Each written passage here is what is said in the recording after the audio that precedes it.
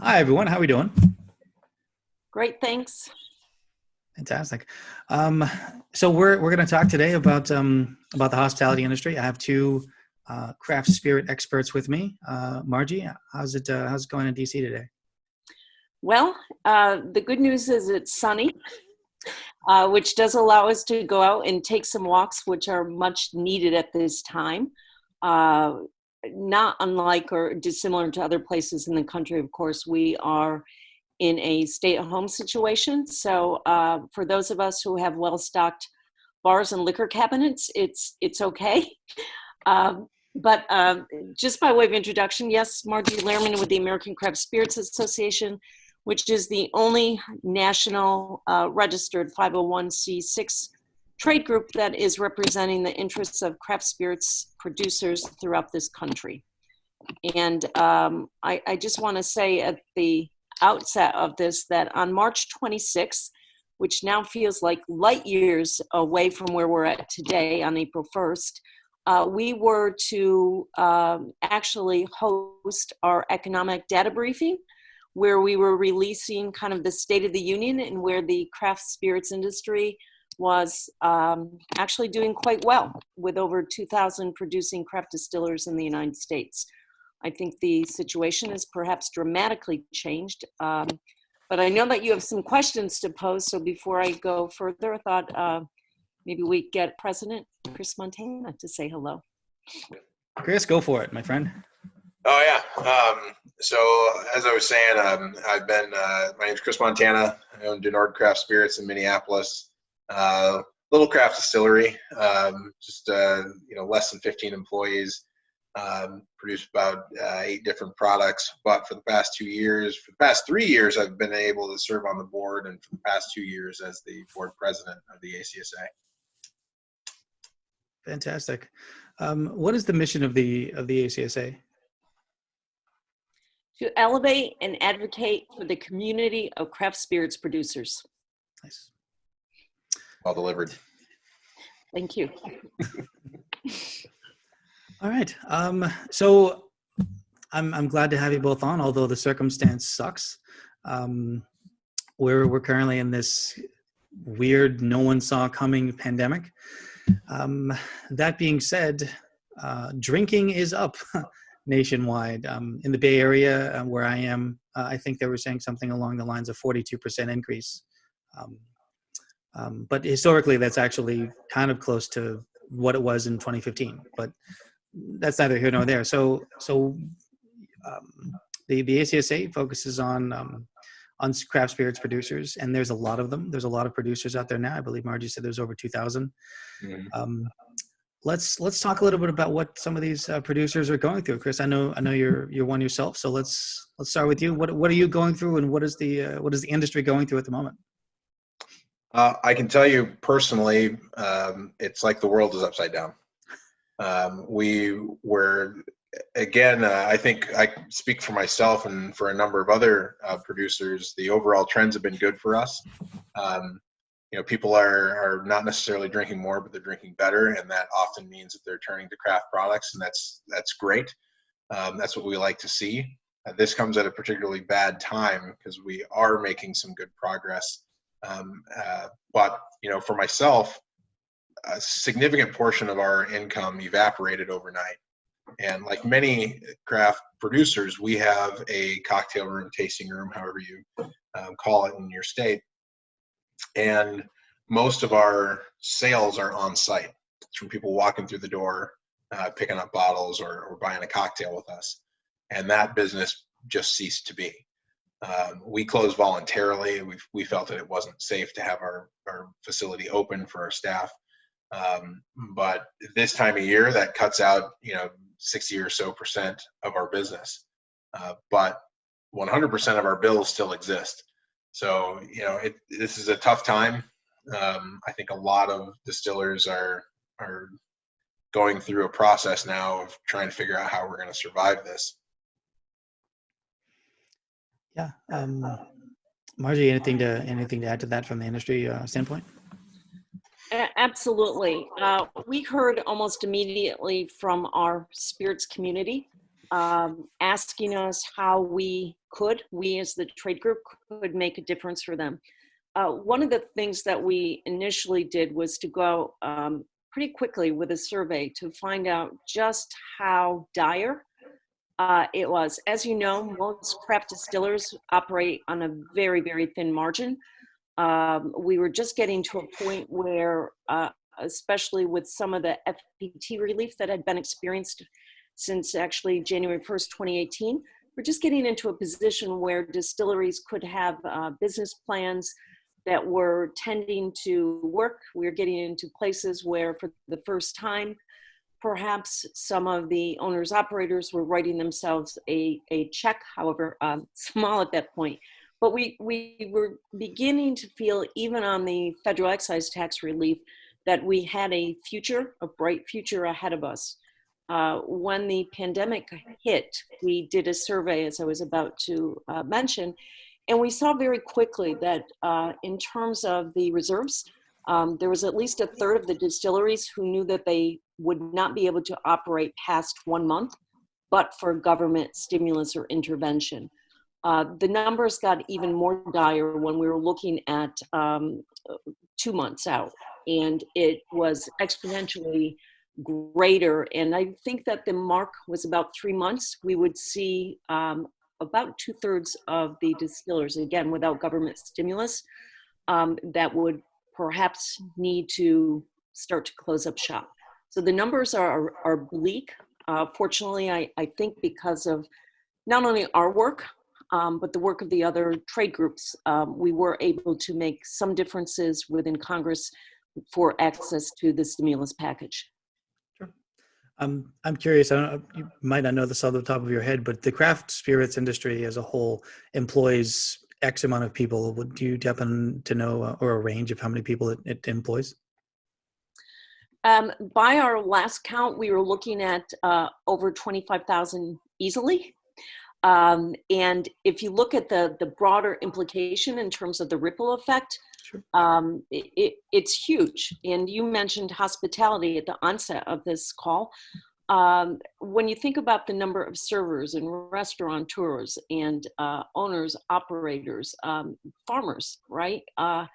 It has such wide tentacles into sort of everyday life of America, from hospitality to farming to transportation, manufacturing. Yeah, absolutely. I mean, just think of the cottage industries around craft spirits, still producers, barrel, coopers. I mean, extract companies. I just got a box of samples from an extract company to do some tests with some clients, and everyone in this industry. You mentioned the hospitality industry, and I'd like to touch on that a little bit. Everyone is kind of struggling. As an industry group, as someone who has their finger on the pulse of what's happening in the craft spirits world and broader the hospitality world, what, if anything, can we learn from this? Well, I think we can learn what the system doesn't do well, and this is an issue that's existed for a while. Structurally, the sales and distribution system in the United States wasn't really built for what craft spirits has done to the industry. There used to be a handful of producers that produced the majority of the products by volume and by number. Now there are a handful of producers that produce by volume, but by number, it's spread out all across the country, 2,000 plus producers. And in that type of a scenario, unless those producers have a route to market, then when something like this happens, it disrupts, like you said, hospitality. In some states, they're closing down the liquor stores as well. When that gets disrupted, then there is literally no path to market. If I made most widgets, I could sell it on Amazon, but I don't have the ability to get my product into people's hands unless, and this is somewhat state by state, but generally speaking, nationally, there's no way for me to send a bottle to you. And absent the typical distribution chain. And so right now, that in particular, if we had that ability, it would be massive. If I'm a wine producer right now, this is going to hurt me. It's going to hurt everybody. But at least I have, in 47 states, I have a path to the consumer, and that path is uninterrupted. And the services that deliver it are not only essential, but also a safer way, given the pandemic, to deliver those products and to keep people from coming into crowded spaces. No such structure exists for distillers. And so if there's anything that this has shined a light on that is specific to the distilling industry, even within craft beverage, alcohol, and just small businesses in general, is that we have such a restricted path to market that this hits us a little harder than it does the other parts of the sector. And I would absolutely echo what Chris just said. One of the most difficult things for anyone getting into this business is that they may not understand just how heavily regulated it is at every segment. So both at the federal level and then at the state level, and then many counties on top of that will put on their own regulations. And as Chris just mentioned, route to market is one of the probably largest obstacles for craft distillers, even before this happened. I will say there are some states and communities who understand what these small business entrepreneurs bring to local communities. And I was just checking, because we did a survey to see how some of the distillers are giving back to their communities right now. They're actually giving parts of the proceeds of hand sanitizers to the bartender community and helping out restaurants. But going back to some of the states that get the importance, there are some instances where we see that they are having, along with food purchases, to-go cocktails. I mean, that we didn't see before, that you could actually drive up and have along with your meal, but why not? I mean, before you'd be able to bring in your own wine bottle, right? Or you could take the leftover wine in some states with you. Why not have that same ability for craft spirits producers? In other instances, we see that there's been a little bit of modernization in terms of previously where they may not have allowed product to be transported to you, that they can. But we need to see so much more of that, particularly in those areas such as Pennsylvania that has shut down the liquor stores right now. I know Denver tried it for a few hours and that was quickly rescinded, right? And then we see states like California or New York that get the importance of our industry to their overall economy. And you would think that states would connect the dots between the state taxes and what it will help, because state economies are also suffering. So now would not be the time to shut down small businesses, particularly when you have a workforce that is nimble and able to continue to produce. Sure. That brings up a much broader question, and I'd like to continue on this track for just a moment. Aside from the clear holes in the system that the pandemic is showing, and the flaws that are coming to the surface, experts such as yourselves have known about these problems for a long time. For instance, direct-to-consumer shipping. I've worked with clients who have tried to get direct-to-consumer shipping in multiple ways. I myself, for some odd reason, have read the Granholm decision half a dozen times and tried to pick it apart as far as why it can't apply to other industries, including the distilled spirits industry. Do you think that if things get any worse, hopefully they don't, but do you think this is something, and this is maybe the time to strike, forgive the term, but while the iron is hot, to try and get direct-to-consumer shipments? State by state is one thing, and it's much easier to do because you just send a letter to whatever states have your state's secretary of your attorney general send a letter. But is it really something we can get accomplished, as an industry, to get a nationwide direct to consumer shipping done in this time frame, in the next year or 2 or 3 years? I would love to say yes. I don't know that a nationwide direct-to-consumer shipping law is necessarily realistic in the next year. I think that there are a couple of reasons for that, and one of them is just where our focus is right now, and whether it's national or on a state-by-state level. State legislatures and executives are swamped right now. They're dealing with a pandemic. This is a tough time to be asking them to get into something that seems ostensibly to be as obscure as direct-to-consumer shipping. That said, I think that one of the biggest hurdles to direct-to-consumer shipping is there's a significant amount of fear in the industry at various tiers, at various levels, that the implementation of direct-to-consumer shipping will have a net negative effect on, say, the retailers or on the wholesalers. And that fear holds back a lot of progress.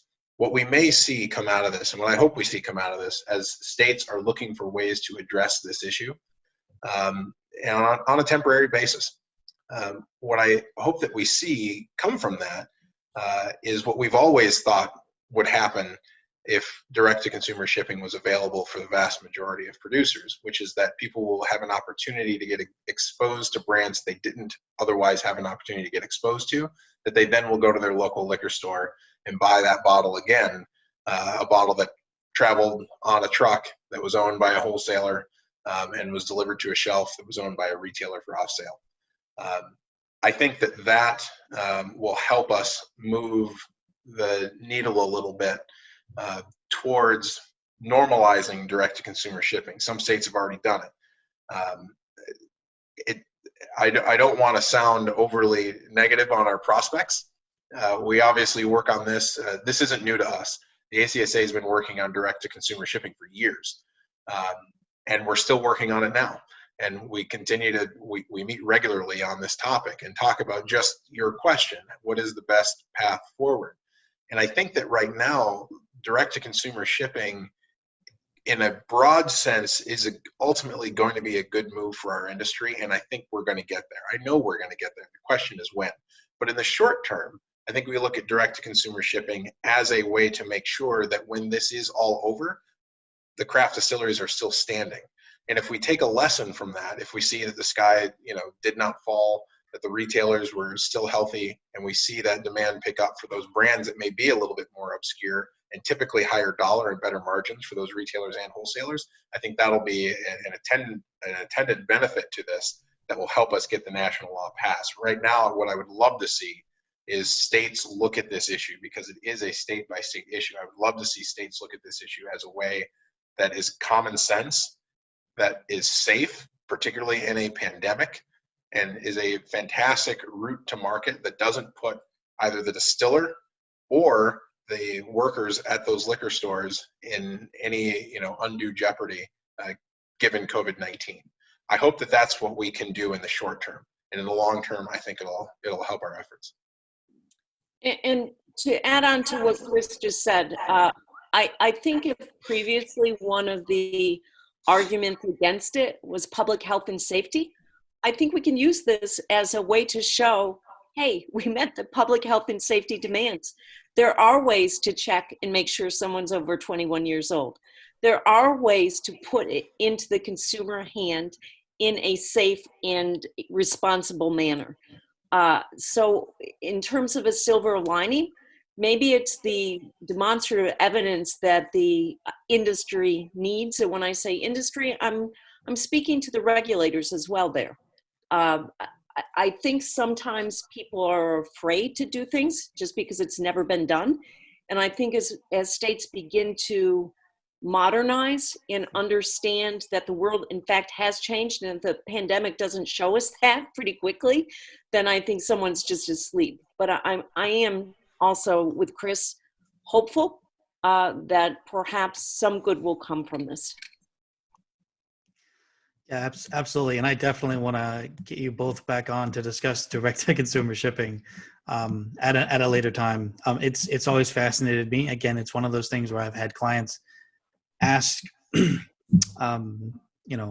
how do they, not necessarily how do they skirt these laws, but how can they, figure it out, and worked with lobbyists. And I've done so many deep dives into this that I'd love to continue the conversation. But Earth is currently shut down. Um, what about, just kind of skipping ahead a little bit, what about the long-term effects of this pandemic? What do we see? I mean, I know you mentioned there's a survey that you guys had put out, and 3 months, 6 months down the road, it looks pretty bleak for a lot of producers. What are some of the long-term effects you guys are expecting to see out of this? Well, very difficult question to answer. And in a previous life, I worked as an attorney, and my answer was always, it depends. And it depends. It really depends on the response. And that response is going to come from 51 different places. And all of them matter. If we don't do anything that addresses the needs of this particular industry and how those needs are different, then I think we can say with confidence that the long-term effects is that we're going to have a lot fewer distilleries, and that hurts everybody. We talked about the downstream effects, talked about the fact that we have an awful lot of employees. We're in an inefficient industry, which is a good thing. We hire a lot of people to make those bottles of whiskey people like so much. I don't think there's any question that you will see distilleries go out of business. We're not like other distiller or other industries. We're a manufacturing business that also has a high touch consumer side. The restart costs for a distillery are not the same as the restart cost for a restaurant, where you just bring in the food, you bring back the same people, and everything gets fired up again. The tax bill for the spirits that you put out there shows up really fast, and you got to pay that. And if you've just been burning your reserves, you may not have the money to pay that, because you might be paying it before you got paid by your distributors. There's going to be 2 to 4 years down the road, we're going to have a whiskey issue. Because a lot of distilleries are cutting back on their production. Well, that whiskey and the sales from that whiskey was part of their business planning. What's that going to do to supply? What's that going to do to prices? So we're going to be feeling the effects of this many years down the road, because many of us we think in terms of 4 and 6 year horizons, because the products that we make push out that far. And so while everyone else seems like they're going to be getting back to normal, when you can go to Macy's again, we're still going to be fighting through this. And we're also a growth industry, so some of the supports that have been proposed look to what our revenues may have been a year ago. Craft distilleries are growing at a rapid pace.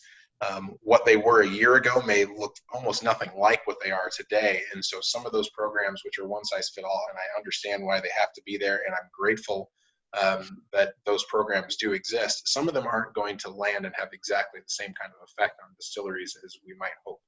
So I think that beyond those one size fit all solutions, which is where we are right now, and that's reasonable. Because everyone is working hard. I believe every state capital is busy. I know they're busy at the federal level. Everyone's working hard to figure out how to get out of this. But as we move to, the stimulus 4, 5, 6, and as states start to figure out, well, how do we right our economies and get a little more granular, I hope that they will be looking at things like what we've talked about with direct-to-consumer shipping, or other items that would specifically address the needs of the craft industry. And we're not done. When COVID-19 is no longer pulling headlines, we're not going to be done with the effect of it. I mentioned whiskey, but we're also not going to be done with the effect of it as far as people who are coming into places like cocktail rooms. And most of our distillers nationwide produce fewer than 600 cases in a year. And they can do that because most of them get most of their income from cocktail rooms. What's going to happen to them when people are, a room that could hold 100 now only comfortably holds 20 or 30? Because social distancing is not going to be a thing that only happened in 2020. It's going to be something that's with us for a long time. I think that the long-term effects here are going to ripple for a while. I think that if we act, and if we're smart about this, and if legislators are willing to listen, I think we come back strong. mainly because if you've met many distillers, they're not generally quitters. And they're usually people who have a little bit of fight in them. And I know that they're all going to fight as hard as they can. And for those of us who have employees, we're going to do everything humanly possible to get them back on the job. So I think that if we have just the basic supports that are specific to our industry, we're going to come back strong. But if we don't, the future is bleak. And Justin, I think distillers are full of grit, determination, resolve. Otherwise, you're not going to succeed in opening a distillery. The path is so difficult to get to the point where you are successful. They're used to working super, super hard and pivoting when you need to pivot. And I think a really good example of that is the number of craft distillers in the US that are currently producing hand sanitizer. I mean, who would have thought a month ago that they would now be in the production of creating an over-the-counter non-prescriptive drug? And even then, when we talk about regulation, and you asked at the forefront of this call, the mission of ACSA, to elevate and advocate for the community of craft spirits producers. The intersection between FDA and TTB has not been necessarily the smoothest path. Also, even with Congress, in terms of the FET relief that might be on denatured versus undenatured alcohol. So we have those who are producing hand sanitizers right now, many of them at their own expense in giving away product that are actually responsible for paying taxes on a product that will help stem this pandemic. Tell me how that makes any sense. And even to have TTB formula agree with the FDA formula, and then you have that WHO formula, it has been an enormous undertaking to navigate the rules and regulations and have our government officers come back and give us the responses that we can then help share in plain English with distillers who are trying to do the right thing to help their communities. Between federal election campaign, calling for sanitizing solutions so people who come in to vote during primaries have a healthy environment, to prisons, to hospitals, to first responders, ambulance corps. It's been astonishing to me. I actually fielded a call from the logistics manager from the United States Postal Service begging to be put in touch with distilleries that could give them hand sanitizer so that our postal carriers would be safe. Yeah, and to that point, I mean, we've spent an awful lot of time, not on this call, but on many others, talking about hand sanitizer. You know, we're taking tanker trucks full of ethanol now to change them into hand sanitizer and producing over 8,000 gallons of this stuff a week. And it's all of a sudden we are being inundated by requests from everywhere. Margie mentioned a few. We're working with our local post office and every police department in the metro area, 3.5 million person metro area. And we have requests from out of state. We have requests from Department of Defense. I mean, it really is wild, the need right now for this product, that there's not a single distiller in America that would have said a year ago, yeah, I might get into the hand sanitizer business. And truthfully, most of us aren't in the hand sanitizer business. We're trying to fill a need. We have the expertise. We're used to high proof alcohol. We know how to handle it. And we're trying to pitch in. And I think that if you were to scan the headlines of the papers of record of most states, I would guarantee that you're going to find stories in every single one of them, because we have distilleries in every single state. You're going to find stories in all of those papers about distillers who are coming out of their own pocket, producing this product as fast as they can and getting it into the hands of people who need it. That says something about this industry and how connected this industry is to its community. We don't really survive without the communities that we're plopped into, in a way that, again, I go back to talking about generic widgets, which could be made anywhere, they're fungible. Distilleries are parts of their community. And whether that community is in the middle of a city like mine is, or if it's in the middle of the country, those distilleries in the middle of the country, that I would go talk to those guys. I know every single farmer around them, and the farmers all know them because they're doing business with them. You know, they're over every other day. And same with us. When we look at, well, what can our effect be? It is a community-based question and answer. So that's another thing I think that is unique to distilleries, and just the way that people interact with distilleries. And I hope that those who are doing this out of their pockets, and you know, I hope that they are able to survive this, because they're such assets to the community. And I think that we should recognize that. And I think that when it comes time to, like I said before, as the dust is starting to settle and thinking about the long-term effects of this, I think that we need to reach out and to those distilleries and to our industry. I hope that legislators do, so we can put in place common sense rules. And if nothing else, and if I didn't say this at some point on this call, I would be remiss. If nothing else, we just want parity. We just want to be treated like wine, like beer. And if you had that in every state in this nation, you would see distilleries do the same thing that craft beer has been doing since the late 70s, early 80s. It will grow, and it will grow. It will continue to grow and become more and more a part of every city and every town where those distilleries are located. Sure. No, that makes perfect sense. Getting parity and being treated like, it's hard, because I work across all commodities in my work, and so you know, the wine industry has their complaints, the beer industry has theirs, and the distillers, I can see them as you know, they obviously, you have your own unique concerns and your own unique issues, but they are treated differently in the eyes of just as the commodity itself. It's treated differently, and it's treated a lot more harshly.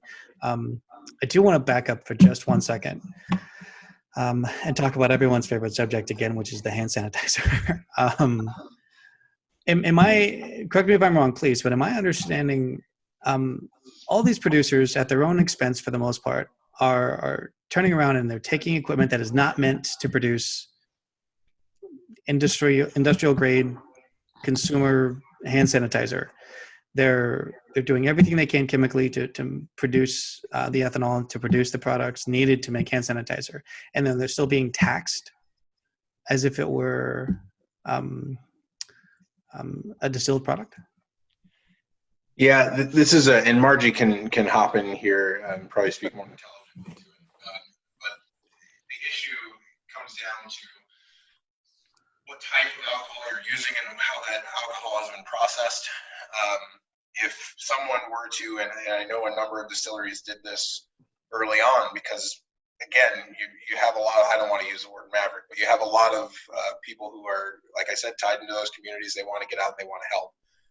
The TTB and FDA were eventually forthcoming with their guidance on the best way to do this. Absent that, a number of people already had taken a look at things like the WHO and had moved quickly to get sanitizer available in their communities. Sometimes at their cocktail room, sometimes donating it out. If that product wasn't denatured, and if you want to spend some time and have your head explode, start reading TTB regs on all the different ways you can or cannot denature alcohol, and try to produce or try to pronounce all of the chemicals that you would have to add. But if that product wasn't denatured, then the TTB says, well, then you're going to owe us taxes on that. And I know that there are a number of people who are going to get tax bills. Now, I'll let Margie jump in here, because the TTB, I think, they have looked at this, and I think they understand the issue. But at least on the front end, I think there were a lot of people who jumped out of the gate quickly, tried to help quickly, and there was a potential penalty hanging over their head. And according to TTB, they do not have the regulatory authority to make that change. It must come from Congress. So right now we are working congressionally to have that provision waived for the purpose of hand sanitizers.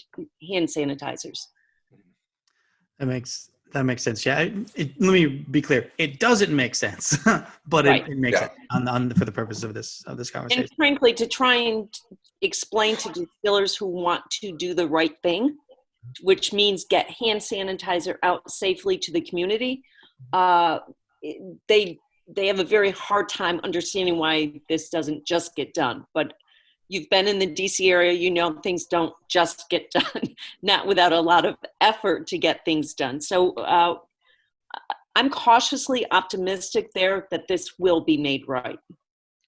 I just want to throw one more thing out on this sanitizer issue, which is the one question that people ask is, well, if you can make this hand sanitizer, everybody wants it right now, so why aren't you just selling it for a ton of money? And there you go. Who cares about the excise tax? There are some issues there. One, we're not in the hand sanitizer selling business. And two, there are populations that aren't going to get access to this. The market rate for hand sanitizer right now is obscene. And even if you had the money to pay for it, there's a pretty good chance you're not going to be able to get your hands on it. We are in partnership with our distillery, which this is just one example, but I think you're going to find this all across the country. Our distillery is partnering with another distillery across town. And among a number of organizations, we have the Minnesota Coalition for the Homeless. We're donating 460 gallons per week to the Minnesota Coalition for the Homeless. They have no way to pay for this. And the organizations that are serving them are cash strapped just to give them the shelter and the food that they need, let alone to try to pay $60 a gallon and up to $75 a gallon, which is what market rate is for a hand sanitizer right now. So, you know, it's when you add on top of that the fact that, you know, you're going to get a tax bill for, I can donate 460 gallons, and if I didn't navigate the regs, if I didn't have the law degree and I, you know, made a mistake in there, then I'm going to get a bill. Right now, thankfully, for $2.70 per proof gallon, but there's no guarantee that this is going to be over in the next year or so. And it's worth mentioning here that $2.70 per proof gallon is about to go up. I say about to go up because in legislative terms, the time that we have between right now and the end of the year is a blink of an eye. And the Craft Beverage and Modernization and Tax Reform Act is going to expire at the end of this year.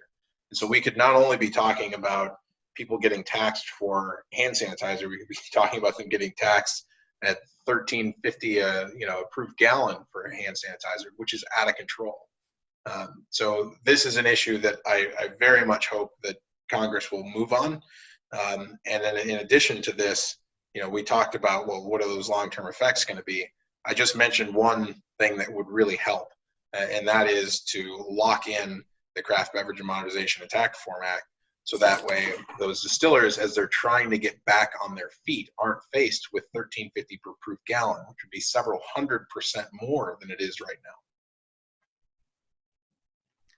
Wow, the mere fact that we're talking about the marginal rate of hand sanitizer is very disturbing in economic terms.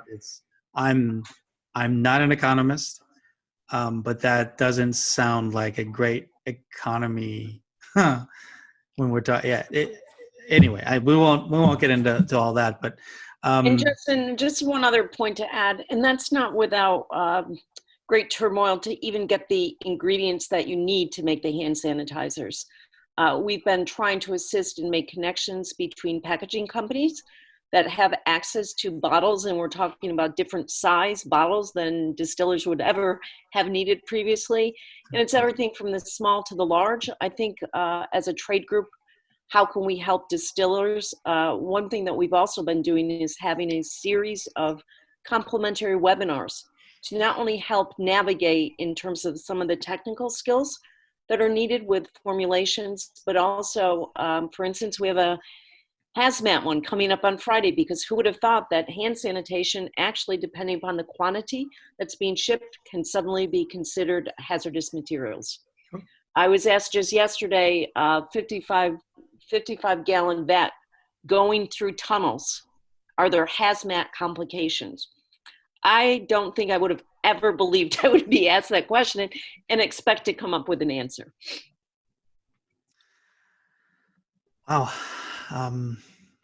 Some very sobering, if you want to like that term, discussions here. I want to thank you both for coming on.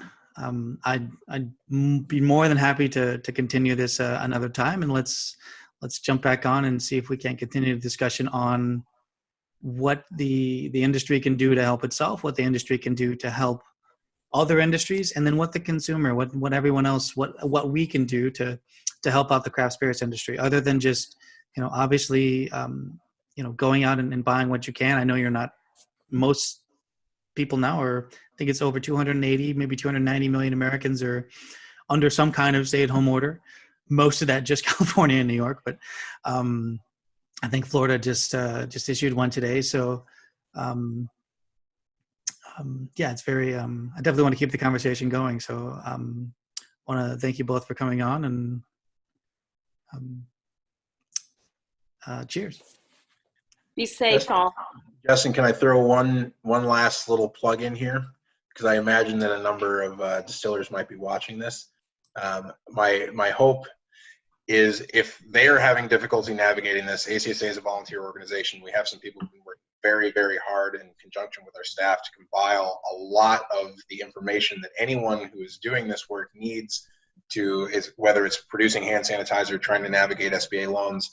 We've done a number of webinars. If you go to our website, you'll find under advocacy there is a link for COVID-19, and we've compiled the authoritative list of all of the regs, all of the industry guidance, everything that a distiller would need to know to navigate this time, from SBA loans all the way through the intricacies and oddities of what the TTB and FDA are arguing about. So I would encourage anyone who is watching this who has a DSP or who knows someone who does, to encourage them to go to that website, get that information, so that way you're doing all of this both safely and legally, so that way your efforts to help won't come back and haunt you later in the form of some sort of adverse result.